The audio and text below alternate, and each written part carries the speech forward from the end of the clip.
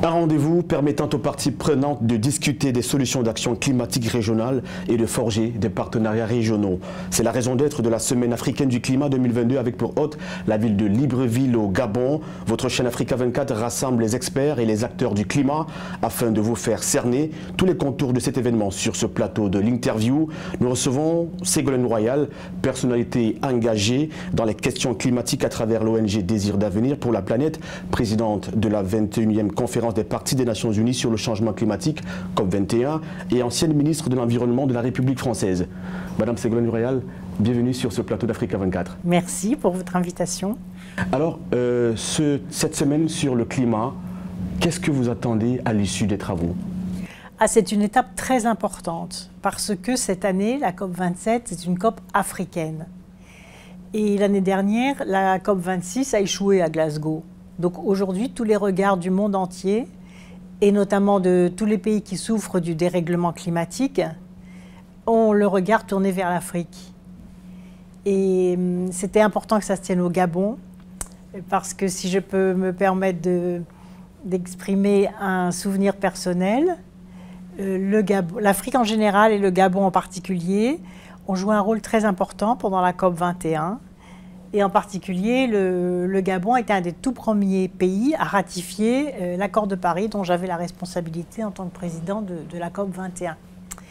Et le Gabon est positif en bilan carbone. Pourquoi? Parce que vous avez un des plus gros poumons de la planète avec la forêt du Gabon. Et comme on voit qu'aujourd'hui, la forêt brésilienne recule dramatiquement, y compris en menaçant les populations autochtones. Et vous avez vu cet été les forêts européennes qui sont en train de brûler. Et donc, c'est un trésor, la forêt. Et c'est pour ça que la politique du Gabon et de son président de la République, qui a depuis des années protégé la forêt, créé 13 parcs nationaux, protégé des aires marines, à la fois terre-mer, c'est un exemple. Et c'est pour ça qu'aujourd'hui, c'était très important. Il y avait d'ailleurs le président aussi de la COP27, le ministre égyptien des Affaires étrangères, pour qu'il y ait des résultats au mois de novembre à Sharm el-Sheikh. Alors, l'Afrique n'est responsable que de 3,8% des émissions de gaz à effet de serre, oui, mais elle paie le prix fort. Oui. Cette donnée est connue de tous. Qu'est-ce qui est fait concrètement pour aider l'Afrique à ne plus subir injustement? Oui, c'est une bonne question, puisque les pays du G20, disons pour aller vite, les pays industrialisés ont réalisé leur révolution industrielle avec les énergies carbonées, avec les énergies fossiles. Donc la pollution de la planète et les pays les plus chauds, comme l'Afrique, sont les premières victimes, puisque le réchauffement de pays qui sont déjà chauds entraîne une désertification, une déforestation, un appauvrissement des sols, etc. Donc il faut une compensation. Il faut une compensation en ce qu'on appelle à la fois l'atténuation de la chaleur, mais surtout l'adaptabilité, l'adaptation. C'est-à-dire quelles sont les nouvelles décisions que l'on prend pour que ça change. Et en particulier, ce qu'il faut très concrètement, c'est un transfert massif des technologies, des énergies renouvelables, pour que le développement se fasse à partir des énergies renouvelables, à partir aussi des énergies fossiles quand il y en a, mais en préparant la transition. Et puis à partir de ce qu'on appelle aussi l'efficacité énergétique. Ça, c'est absolument important. Je vais vous donner un exemple. On estime à 40% le volume de la production agricole qui est gaspillé, qui pourrit, parce qu'il n'y a pas de moyen de réfrigération. Pareil dans la pêche. Le poisson qui n'est pas consommé tout de suite, s'il n'y a pas de réfrigération, de congélateur, de frigidaire, eh bien, c'est abîmé, ça pourrit. Donc, si on peut développer par exemple la chaîne de froid à partir de l'énergie solaire ou de la géothermie ou de l'éolien, etc., à ce moment-là, on peut déjà sauver 40% de la production agricole. C'est énorme, c'est considérable et ça pourrait aller très vite. Vous avez évoqué la compensation. Les fonds ont été fixés à 100 milliards de dollars par an en direction de l'Afrique, promise par les pays riches, les principaux pollueurs. Dans les faits, ça ne suit pas. Qu'est-ce qui fait problème? Qu'est-ce qui coince? Non, c'est toujours pas sur la table. Et ça devait l'être à la COP de Glasgow. Donc il faut vraiment que ça se débloque. C'est à la fois des crédits privés publics, Et surtout, ce sont des crédits opérationnels qui sont adaptés à ce qu'on appelle les coalitions d'action. Par exemple, il y a une coalition sur les énergies renouvelables en Afrique, où il y a une coalition de la géothermie. Et donc, ces crédits devaient être fléchés directement sur des actions opérationnelles dans les coalitions desquelles il y a déjà les pouvoirs publics, les entreprises, les ONG, les collectivités territoriales, pour que tout le monde tire dans la même direction sur des projets concrets. Et l'inventaire même de ces projets avait été fait dès la COP 21, puisqu'il y avait 200 projets financés et appuyés sur les énergies renouvelables, donc qui sont prêts, qui sont opérationnels et qui peuvent démarrer très vite. On est rendu à une étape où les 100 milliards de dollars promis par an ne sont pas encore réels. Que, il y en a 80 à peu près. Le Gabonais, Tanguy Gakouma Bekale, président du groupe africain des négociateurs sur les changements climatiques, pense que c'est infime cette somme. Lui va à 700 milliards de francs CFA, à 700 milliards de dollars, oui. J'y arrive. Comment partir de 100 milliards à 700 milliards alors que le fonds initial n'est pas encore actif? Comment va-t-on y arriver? Oui, parce que ce ne sont pas les mêmes financements. C'est vrai qu'il faut sans doute beaucoup plus. Mais il faut sans doute beaucoup plus. Dès que l'économie va être orientée sur des économies bas carbone et sur de la croissance verte, finalement, à terme, c'est la totalité des investissements qui devront être dans la croissance verte. Et c'est pour ça aussi, par exemple, que les banques doivent investir dans les énergies propres, par exemple, ou mettre sur le marché ce qu'on appelle des green bonds, c'est-à-dire des obligations vertes, pour que l'épargne, il y a une épargne mondiale qui est considérable, il faut que cette épargne soit orientée vers les investissements verts, ce qu'on appelle les investissements verts, c'est-à-dire l'autonomie énergétique, la souveraineté alimentaire, l'accès à l'eau potable, etc. Par exemple, on devrait voir en Afrique tous les toits équipés d'énergie, de panneaux solaires, par exemple. Il devrait y avoir des usines de fabrication de panneaux solaires en Afrique.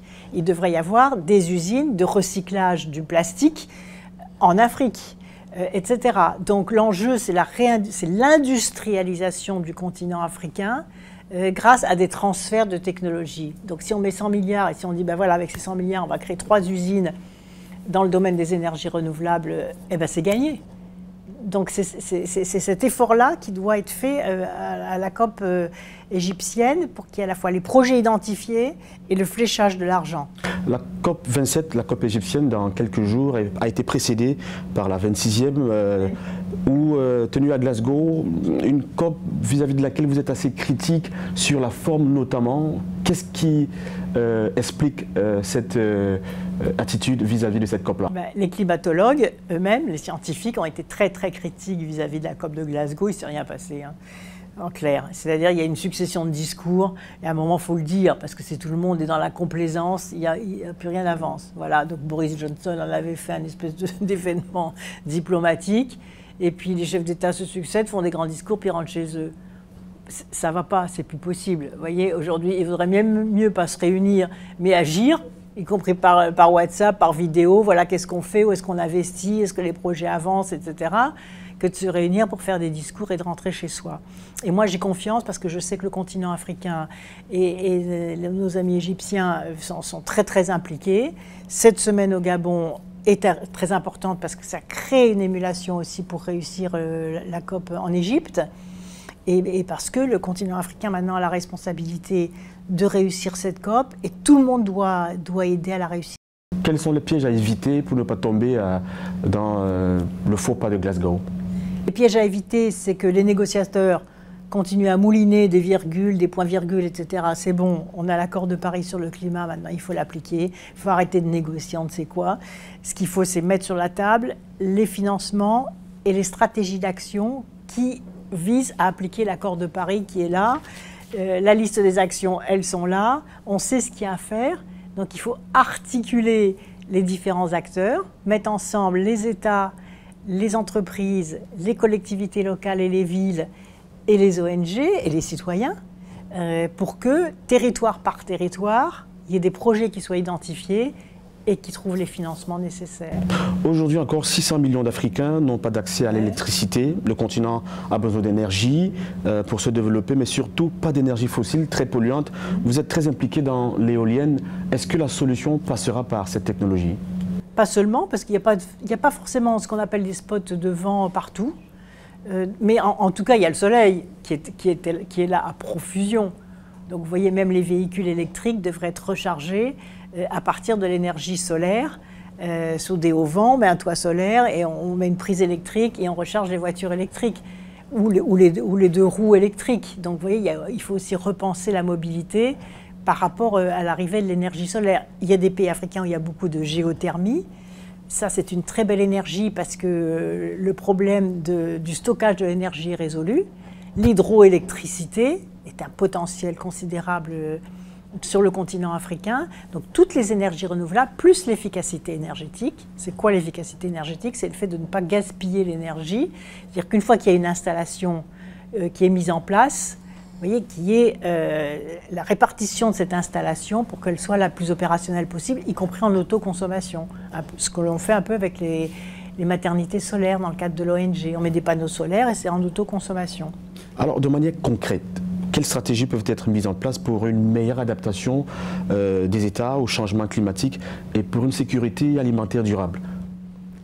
Je pense que la priorité, c'est l'accès à l'énergie.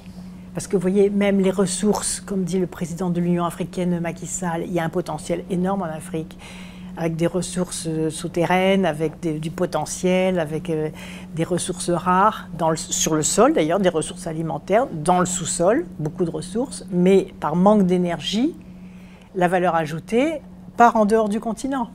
Elle est achetée et puis la transformation est ailleurs et le profit, il n'est pas en Afrique, il est chez les transformateurs à l'extérieur qui, eux, ont de l'énergie. Donc la question de l'accès à l'énergie conditionne toutes les autres parce que ça conditionne les adductions d'eau, par exemple. Avec de l'énergie solaire, on peut faire des adductions d'eau, on peut faire des usines de désalinisation d'eau là où il y a un manque d'eau. On peut faire de l'énergie, etc. Et avec le soleil, l'énergie solaire, on peut faire la chaîne de froid. Comme je le disais tout à l'heure, la chaîne de froid, elle est absolument cruciale sur la souveraineté alimentaire.